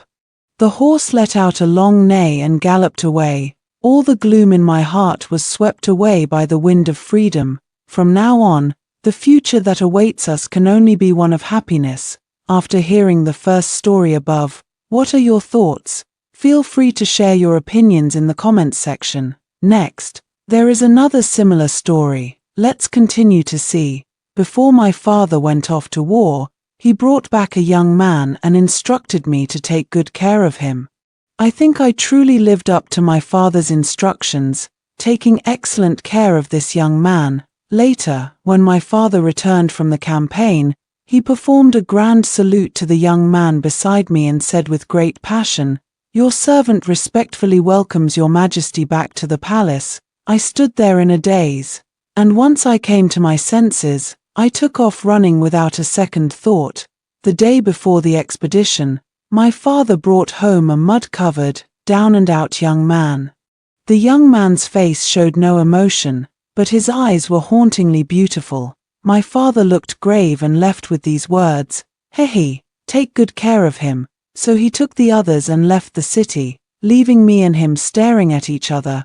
The boy's face was youthful, looking a year or two younger than me, and I instantly felt like a big sister. "What's your name?" Nianchu. "That's a good name. Since father has asked me to take good care of you, from now on, you can stay with me." "All right." I suddenly leaned in close to him and blinked. The boy's ears turned red on their own. I stared at him, laughed softly, and whispered, "Why are you so easily flustered? I didn't even say anything, yet your ears are already red." The boy lowered his head and thought for a moment, then suddenly looked up at me. His bright eyes seemed to hold a glimmer of stars. "All right, then Nianchu will stay with you from now on. Wherever you go, I'll be there. Sister, please don't leave me behind." He actually called me sister. My image as the big sister feels even more solid now. Don't worry. From now on, as long as I have meat to eat, I won't let you go without." I stood on tiptoe and hooked my arm over the young man's shoulder, speaking without any reservation. Then I'll have to thank Sister Choha. His clear voice rang in my ears, and this time, not only did his ears turn red, but his youthful face also flushed with a rosy hue, and each time he called me sister. It made my heart flutter, looking at his flushed face. I was thinking of teasing him a bit more when suddenly a hand grabbed my ear. Choha, what are you doing? I cried out in pain. Mom, I was talking to my brother. Let go, please. Brother, what brother? I only gave birth to you, you little rascal. Where did a brother come from? Tell me, is your father keeping someone outside? No, no, my father is a man of integrity and loves my mother the most. How could he possibly keep a woman outside? I doubt he would dare. My mother has a fiery temper. It seems my father hasn't told her about Nianchu yet. I sighed and pried her hand away from my ear. I told her everything my father had entrusted me to do, word for word. Mom, could you please not always grab my ear without asking for the details first? It really hurts. I rubbed my ear and gave her a few resentful looks. Nianchu stood to the side, arms crossed, looking every bit like someone enjoying a good show. So what is his name? My mother pointed at Nianchu. Aunt, I am Jiang Nianchu. Nianchu respectfully bowed to my mother. My mother held the young man's face, wiped the mud from his cheek, and looked at him carefully, murmuring a few words. Alike, truly so alike. Mother, alike to what? I also leaned in to take a closer look. You step aside, Nianchu. From now on, feel free to stay at the general's mansion. Treat this place as your own home, and don't be polite. I couldn't understand how quickly my mother changed her attitude. My mother ignored me, holding Nianchu's hand and chatting and laughing as she walked right past me, not forgetting to turn back and glare at me. You little brat. Why didn't you take him to wash up? You never do anything useful. I gritted my teeth and glared at Jiang Nianchu's back. Who would have thought that this kid seemed to have eyes in the back of his head? As he turned around and glanced at me, that little face of his was full of smugness. I stomped my feet angrily on the spot, feeling like I had pinched his ear for nothing. After a thorough wash, Jiang Nianchu returned to his original appearance. He was dressed in a moon-white robe. With a tall and slender figure, his fair and smooth face still held a hint of youthfulness, yet the contours of his features were clear and distinct. His deep, dark eyes exuded a captivating charm. As I gazed into those eyes, I stood frozen in place, my heart skipping a beat. He waved his hand in front of my eyes. Sister, what's wrong with you? His watery eyes looked at me with a hint of confusion. I snapped back to reality and smiled brighter than the morning sun, reassuring him. Sister is fine, don't worry. I stood on tiptoe and patted his head. Jiang Nianchu was taken aback for a moment, opened her mouth as if she had a lot to say, but in the end, she just obediently asked, It's good that you're fine. Where does Sister Nianchu live? In the courtyard next to mine, I blurted out. So I can see you all the time. With so many courtyards in the general's mansion, why live next to yours? Besides, the courtyard next to yours is small and run down. Choha, how can you treat a guest like this? Before Jiang Nianchu could reply, my mother was already grumbling as she walked over. I was just about to speak when my mother took Jiang Nianchu by the hand and led her away, and I hurriedly followed. Nianchu, don't listen to her nonsense. Auntie has already arranged everything for you. You'll be staying in the courtyard on the west side from now on. It's spacious and has a nice environment. I'll follow Auntie's arrangements. Jiang Nianchu was extremely obedient and gentle in front of my mother, and my mother particularly liked such people. In contrast, I was always careless and impulsive, and she often scolded me for it. Mother, the courtyard on the west side is not well ventilated. It would be better for her to stay in the small courtyard next to mine. I chimed in, only to be met with a sharp glare from my mother. What do you mean it's not well ventilated? The west courtyard is the best residence in the entire general's mansion. It would be perfect for Nianchu to live there. Suddenly, I remembered something and shouted at my mother. Mom, How can you be so biased? When I said I wanted to live in the West Courtyard, you clearly said it was stuffy and remote. But now you call it the best courtyard. You tricked me. Boo-hoo Tilda, I pretended to look wronged. My mother's expression didn't change at all. She didn't even pay attention to me and just kept walking with Jiang Nianchu. Mother, am I your own child? Without even turning her head, my mother casually dismissed me with a single sentence. You could also not be. But in my heart, I began to resent Jiang Nianchu. Ever since he arrived, I was no longer the most favored in the general's mansion. My mother treated him like a treasure every day. Afraid he might get hurt or bumped, I felt my status in the mansion had plummeted. I was so angry and embarrassed that I decided to teach Jiang Nianchu a lesson, to make him understand who the real master of this mansion was and to put him in his proper place. My mother had a habit of going to the Hanshui temple outside the city to worship Buddha on the 1st and 15th days of each month, and she would stay there for several days. I took advantage of this time to trick Jiang Nianchu out of the general's mansion. Sister, where are we going? Jiang Nianchu tugged at my sleeve, his face full of curiosity. Big sister is taking you to a really fun place. What kind of fun place? You'll know when you get there. Then why is big sister wearing men's clothes? Men's clothing is more convenient. But Nianchu thinks you look better in women's clothing. I couldn't take it anymore and tapped his head. Just follow me, no more nonsense. He mumbled an "oh" in a sullen tone. We're here. The three large characters Chun Feng Lu appeared brightly before my eyes. What does Chun Feng Lu do? There are many beautiful sisters inside, I explained. The madam rushed over to us as soon as she saw us, and Jiang Nianchu immediately shielded me behind him. Oh dear, young master, what are you doing? I pushed him aside and stepped forward. Madam, bring me the most beautiful girls you have here. The madam, upon hearing this, beamed with a smile that made the fat on her face ripple, and she bowed and scraped as she ushered us inside.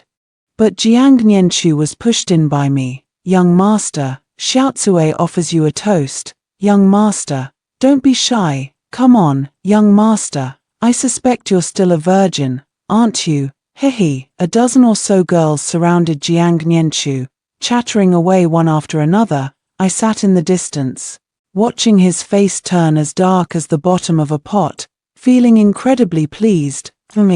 Serves you right for trying to steal my position. I don't know how much time passed, but I drifted off into a hazy sleep. When I woke up again, I was already lying in my own bed. Jiang Nianchu's face suddenly loomed large before my eyes, startling me. What are you doing here? Since my sister is here, why can't Nianchu be here? I don't know why, but I always feel a chill in his words, a chill that pierces straight to my heart. I cleared my throat. I mean, it's so late. Why hasn't my brother gone back to rest yet? He said with a cold face. Sister, Nianchu is 17 this year. Oh, you're 17. I didn't understand what he meant. He continued. So, sister, Nianchu can do anything. He looked at me, his eyes filled with dissatisfaction and some inexplicable feeling. You can describe it yourself. I quickly wrapped the blanket tighter around myself, feeling a bit guilty. All right, I understand. Sister, you should go back and rest now. It's getting late. He looked at me, then finally turned and walked out. I breathed a sigh of relief and was just about to get out of bed to pour a glass of water to calm my nerves. He suddenly turned back to look at me again, saying in a low voice, Shenqiuhe, don't easily test a man's patience. I muttered softly, a man, a 17-year-old brat, daring to act like a man in front of his sister. What did you say? The water I had just sipped sprayed out of my mouth. Why had he come back again? Nothing. Why did you come back again? I quickly shook my head, afraid of angering him once more. Drink this, he said coldly. What is this? Hangover soup. I let out an "oh," picked up the hangover soup, and drank it all in one go. He expressionlessly took the bowl and left.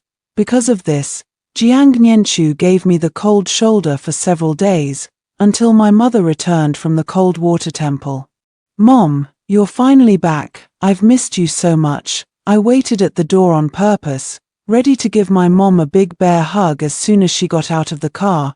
My mother looked at me with disdain. "Look at you. Where is the grace of a noble lady from a distinguished family?" After saying that, she simply walked past me and went straight to Jiang Nianchu. My outstretched hands hung in midair, feeling a bit at a loss. "Mom, do you not love me anymore? You weren't like this before." I turned around, hugged my mother's arm, and acted coquettishly. My mother didn't even pay attention to me. She looked at Jiang Nianchu with a gentle expression and softly asked, "Nianchu, have you been doing well in the mansion these past few days?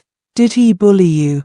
Jiang Nianchu gave me a resentful look before saying to my mother, "No, Auntie, Nianchu is doing fine. Sister, he hasn't bullied me either."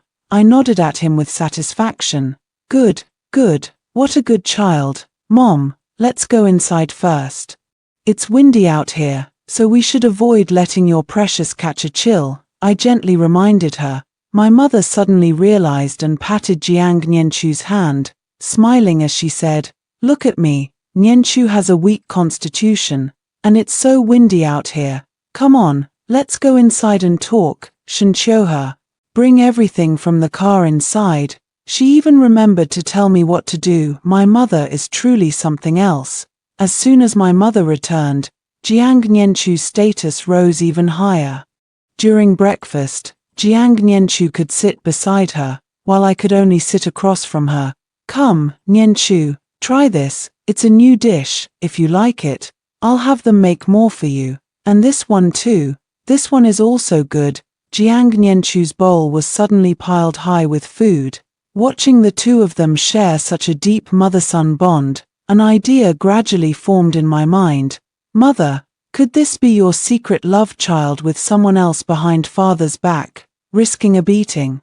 I couldn't help but ask. My mother gave me a direct eye roll upon hearing that. If I could have a well-behaved child like Nianchu, I'd be quite happy. After saying that, she added a few more pieces of meat to Jiang Nianchu's bowl. "Nianchu, eat more. Boys don't have to worry about gaining weight. Don't be like some people who never ate properly from childhood." "Thank you, Auntie," Jiang Nianchu said obediently. "No need to think, this certain someone is definitely referring to me." I stared at the bowl of plain rice in front of me, lost in thought. My mother's gaze toward him grew kinder by the day, while her look at me grew more displeased each day. I was holding in my anger, but unfortunately, I had nowhere to vent it. Coincidentally, my good friend Song Yoon was hosting a flower viewing banquet. A brilliant idea suddenly came to me. After changing my clothes, I called Jiang Nianchu to my side. "Nianchu, I'm going to attend a flower viewing banquet. Could you help me with my makeup?" I gave him a charming smile and handed him the eyebrow pencil. "All right." He took the eyebrow pencil and began to outline my brows. After finishing the brows, he then helped me apply powder and put on makeup. His face was so close, with long, delicate eyelashes, deep, dark eyes, and refined features. Combined with his current focused expression, I found myself lost in thought once again.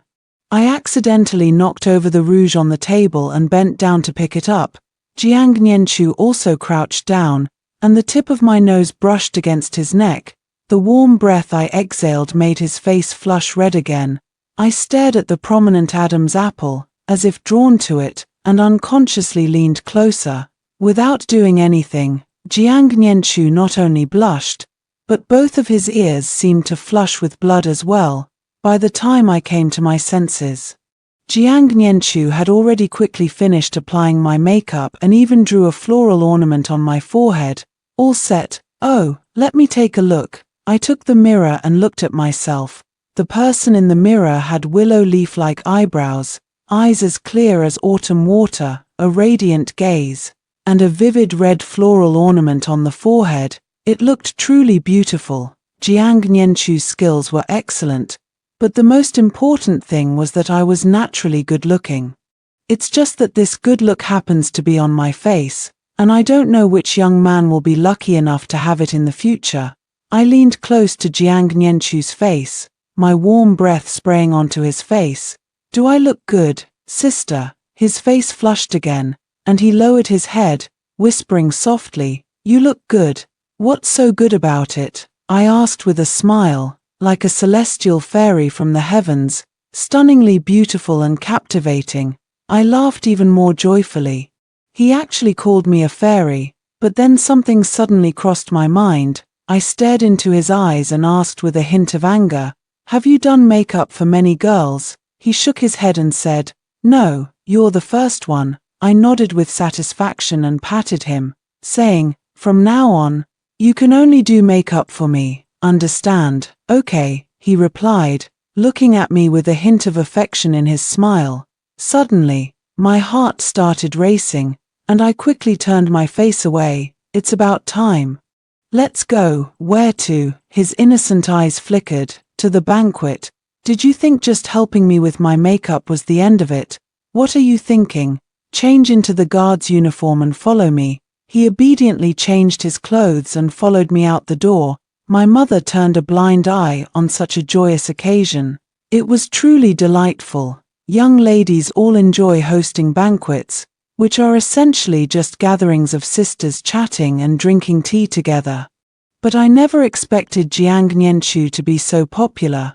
I brought Jiang Nianchu to the banquet, and as soon as we arrived, I ran into Lin Jingyi, who usually doesn't get along with me. Her father is a civil official, claiming to be from a family of upright scholars.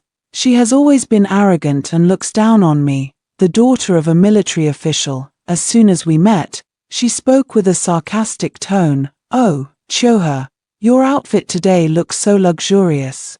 I caught the underlying meaning. She was calling me vulgar. That idiot, always so sarcastic. Of course, who else but me was born to be a noble? Lin Jingyi pointed at me, stammering you for a long time, but couldn't get a single word out, and could only stomp away in a huff. Lin Jingyi only began to stand out among the noble ladies in recent years. In the past, her father didn't even have the qualification to attend court, so she naturally felt inferior to others. I was just about to take Jiang Nianchu to find a place to sit and grab a bite when Songyun came over. Hey, what are you two doing here? Songyun was talking to me, but her eyes were fixed on Jiang Nianchu. I pulled Jiang Nianchu behind me. We just got here and were about to look for you. Why did you suddenly bring a guard with you? Things have been unsettled lately. And my mother insisted I bring one. I cleared my throat. The banquet is about to start. Right, let's go. Ayun. I took Songyun by the hand and walked away quickly, with Jiang Nianchu following behind. As I took my seat, I suddenly felt all eyes in the room on me. I thought it was because my makeup looked particularly stunning today, and everyone was admiring it, so I nodded to each of them in turn. But when I saw Songyun's infatuated expression, I realized they weren't looking at me at all. They were looking past me at Jiang Nianchu behind me. I lowered my voice and said to Jiang Nianchu, Anyone but me. How come you're going back on your word now? Is that so? Did I say something like that? I asked with difficulty. He nodded. Sister, you have to take responsibility for me, or I'll get angry. Responsibility. Can you get up first? I can hardly breathe. I tried to push him away, but he leaned in and kissed me directly. Hey, it's still early. Sleep a little longer. After saying that, he lifted the blanket. After another round of tossing and turning, I felt my throat was almost hoarse before he finally stopped. Hey, sleep now. I'll wake you for dinner. I was completely exhausted, truly worn out. But I actually wanted to tell him that we hadn't even had breakfast yet. Thank goodness it's the 15th today, and my mother isn't here. Otherwise, with what happened between me and Jiang Nianchu, my mother would have beaten me to death. She would definitely say that I forced Jiang Nianchu. Curled up in Jiang Nianchu's arms, I slept very soundly and didn't wake up until midnight. My stomach had long been growling with hunger, so I shook Jiang Nianchu awake. Jiang Nianchu, I'm hungry. He ruffled my hair and said softly, Hee, wait here, I'll go make you something to eat. A year later, my father returned victorious. By then, I was already 2 months pregnant. And my mother was busy arranging my marriage to Jiang Nianchu. But as soon as my father returned, he knelt directly before the young man beside me, saying, "Your servant welcomes your majesty back to the palace." I was dumbfounded and forced a smile, saying, "Father, what are you talking about? How could the emperor possibly be at our house?" "He. The one standing beside you is the new emperor of our dynasty, Jiang Nianchu," my father explained to me. I immediately shook off Jiang Nianchu's hand and dashed outside. Jiang Nianchu wanted to chase after me, but my father stopped him. "Your Majesty, please return to the palace first. The palace is in chaos right now." I couldn't accept this fact. If he was the emperor, he would have a harem with many women. I couldn't even handle Lin Jingyi alone. If there were others, I thought it would be better not to marry him. I hid outside for a few days, but Jiang Nianchu never came looking for me. Even my parents didn't seem worried about me at all. I left in a hurry and didn't bring much money. Just as I was about to pack up and go back, I heard someone shouting outside, "It's bad. The capital is about to fall into chaos. Everyone, run." Protecting my belly, I grabbed a person and asked, "Excuse me, what happened?" The man looked terrified and said, "Don't you know, as soon as the new emperor ascended the throne, the various feudal lords launched an attack. They are now approaching the capital, and the world is about to fall into chaos." "Why are the feudal lords attacking?" "Alas, our new emperor was lost among the common people since childhood and was only recently found. Those feudal lords have long coveted the throne, and now they are all marching in under the pretext of cleansing the court to seize power." "Who started the rebellion first?" "Needless to say, it's the late emperor's younger brother, Prince Jing." "Then, isn't Jiang Nianchu in great danger?" My mind suddenly became chaotic, my heart tightened to my throat, fear filled my entire heart, and my palms were sweaty. I've only been away for a few days. How could things have become so chaotic? Is Jiang Nianchu capable? He won't die, will he? The more I thought about it, the more panicked I became. I quickened my pace, moving against the flow of the crowd, when someone accidentally bumped into me, leaving a note in my arms. It read, "Do not return to the mansion. Stay safe. All is well. Wait for me." Signed, Jiang Nianchu. 3 months later, the war subsided. I waited joyfully for Jiang Nianchu to come for me, only to hear the news that he was selecting a consort. Sure enough, once a man gains wealth and power, his lower half starts to stir. In a fit of anger, I left with the child in my womb. This kid, once he gained a bit of power, started getting carried away and even told me to wait for him. Wait for what, anyway? I have money, and the world is vast. Where can't I go? I decided to act immediately. That very night, I hired a carriage and left the city, sleeping until the next morning, feeling dizzy and groggy. When I opened my eyes again, I found myself lying on the dragon bed. Jiang Nianchu's face suddenly appeared before my eyes, and I was instantly stunned. I stammered, "How are you here?" "Sister, you're really confused. If you're here, where else could Nianchu go?" His eyes fluttered, and in a daze, tears welled up in his eyes. On the verge of falling, it made my heart ache, and I desperately wanted to hold him in my arms, just like that, tightly embracing him. It's been 3 months since I last saw Jiang Nianchu, and he has lost a lot of weight. His already slender frame now looks even more gaunt. He must have had a tough time these past 3 months. I opened my mouth, looking at him, feeling both aggrieved and heartbroken. In the end, he didn't cry, but I ended up sobbing uncontrollably. Jiang Nianchu carefully wrapped his arms around me, let out a soft sigh, and murmured, "I originally wanted to go pick you up myself, but I never expected you'd try to sneak away. Hehe, do you not love me anymore?" I buried my face in his chest, listening to the steady rhythm of his heartbeat, and felt even more aggrieved. It was clearly you, who, once in power, brought all your relatives and friends to prominence, and as soon as things stabilized, you started thinking about selecting concubines. When did I ever say I wanted to select concubines? Not long ago, you even specifically sent someone to deliver a message to me, but I tore up that note and threw it into the fire. I said sullenly. Jiang Nianchu's face darkened, and he then said seriously, "Hey, I have never sent you a letter about selecting concubines. Nor have I ever said I wanted to select concubines. You must have received false information. It seems this person is trying to maliciously drive a wedge between us. Could it be remnants of the rebel party? No, the feudal lords have already surrendered, and the rest have been imprisoned. There couldn't possibly be any escapees, Jiang Nianchu firmly denied. Then let it be, I've returned safely anyway, and nothing happened, that was just luck. What if I hadn't arrived in time? And you encountered danger outside the city, what would I do then? His voice choked with emotion, yet he tightened his embrace, holding me even closer. I slapped him over. Jiang Nianchu, I'm still carrying a child in my womb. Why are you using so much force? Sorry, I forgot about the child. Jiang Nianchu is the child of the late empress. He was sent to the countryside right after birth, as the court was unstable at the time, and almost all of the emperor's children were harmed. Jiang Nianchu only survived by chance. The empress and the emperor pretended to be at odds, and she was sent to the cold palace, but in reality, it was the emperor's way of protecting the empress and the unborn little prince, who is Jiang Nianchu. However, when Jiang Nianchu was born, the empress died due to a difficult childbirth. The emperor seized the opportunity to set fire to the cold palace and sent someone to take Jiang Nianchu away. It wasn't until Jiang Nianchu turned 17 that the emperor, who had no sons at the time, faced covetous eyes from various feudal lords. Somehow, news leaked out, and they learned of Jiang Nianchu's existence.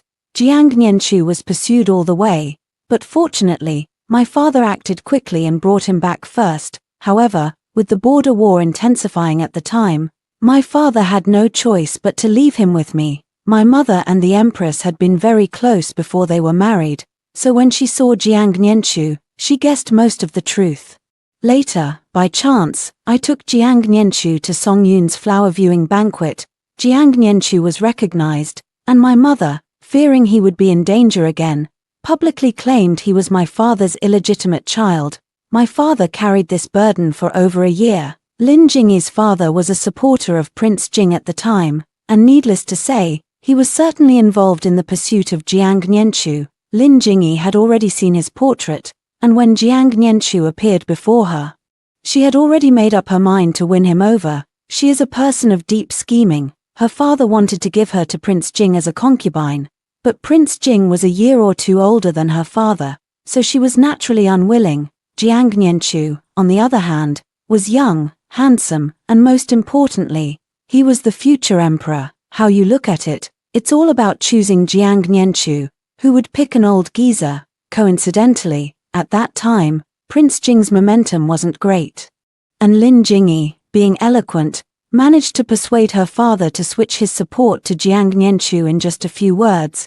Jiang Nianchu also seized the opportunity, using her to gather a lot of information, which allowed him to quell the rebellious feudal lords in just over 3 months. Of course, my father contributed the most in this. It was also Lin Jingyi who wrote me the note with false information back then.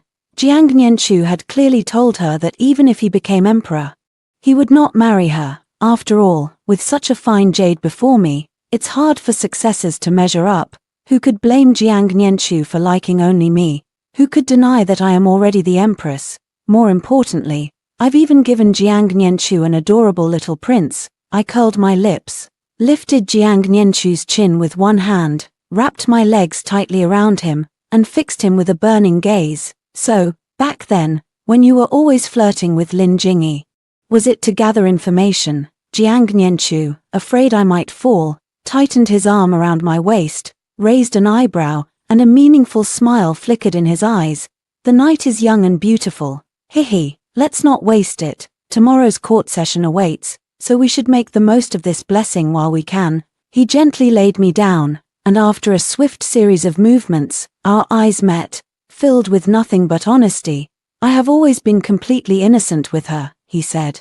Then leaned down. Hihi, I have nothing going on with anyone else. Don't you slander me. Jiang Nianchu gazed at me with a dazed look in his eyes. Suddenly, I felt my face grow warm and turned away, no longer looking at him. Where is you more? Halfway through, I suddenly remembered that I also have a son. He's sleeping on his own tonight. Don't get distracted, or I won't let you rest tonight.